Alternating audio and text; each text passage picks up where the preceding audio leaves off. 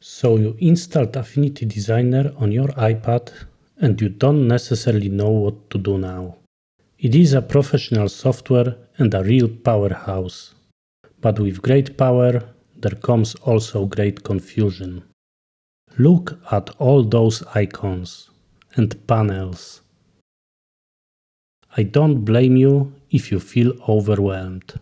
But Affinity developers thought about us, so I can give you this quick tutorial. It places the lotion in the basket. No, not this kind of tutorial. Affinity tutorial. Something like this. In the bottom right corner, there is a little question mark icon. Press and hold it with your thumb. Hints for all icons will appear on the screen. Now you know the names of them. When I'll tell you, for example, open the transfer panel, you don't have to wonder where it is. It's here.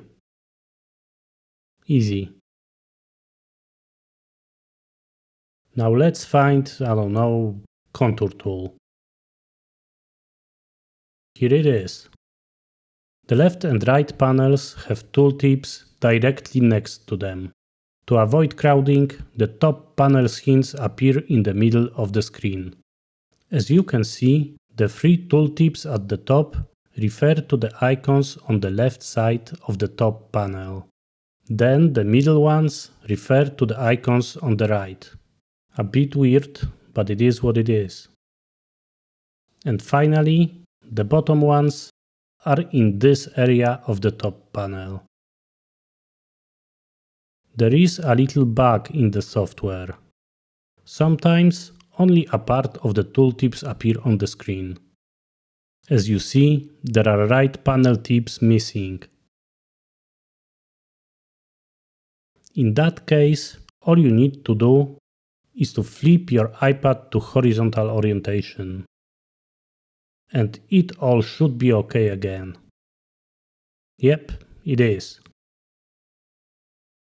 The question mark works the same in Affinity Photo and in Affinity Publisher.